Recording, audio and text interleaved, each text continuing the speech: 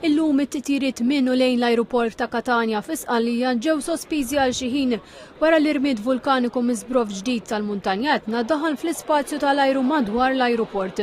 Ftit wara l-iżbrof xi passiġġiera li kienu fuq l-ajruplan lesti biex itiru intalbu jinżlu. Ilni hawnhekk mill-bieraħ filgħaxija. Ħadd min ħsiebna. Ma jtunix ilma, ma jtuna xejn. Ġeluna ninżlu mill-ajruplan. Konna lesti biex intiru. L-Etna huwa wieħed mill-aktar vulkani attivi fid-dinja u spiss ifixka li traffiku tal-ajru.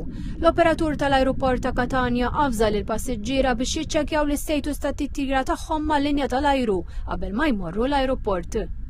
Fil-fatt fi sqarrija l-linja tal-ajru KM Malta Airlines ħabbret li minħabba dan l-iżbrof it-titjiriet minnu lejn Catania jistgħu jiġu kkanċellati jew jitilqu aktar tard.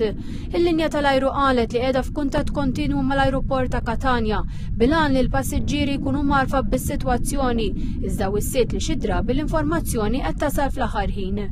KM Malta Airlines qalet li f'ċirkostanzi fejn it-titjiriet jistgħu jkunu ta' riskju għall passiġġiera u l-ekwipaġġ, it-titjiriet jiġu kkanċellati fl-interess tas-sigurtà ta' kulħadd.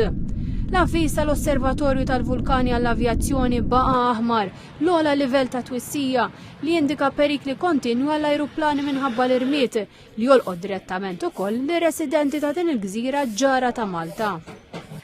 Qua resistiamo, nonostante. Aħna drajna u neqpaw għaddejjin. Anke jekk drajna bl-irmit nieżel xorta tkun sorpriża meta tqum sib il-karozza miksija bl-irmit.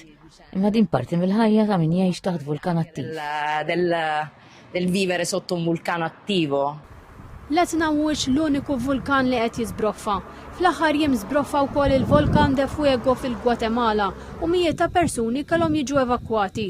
Żdiedet ukoll l-attività fil-vulkan Pura Se li huwa wieħed mill-aktar vulkani attivi fil-Kolombja.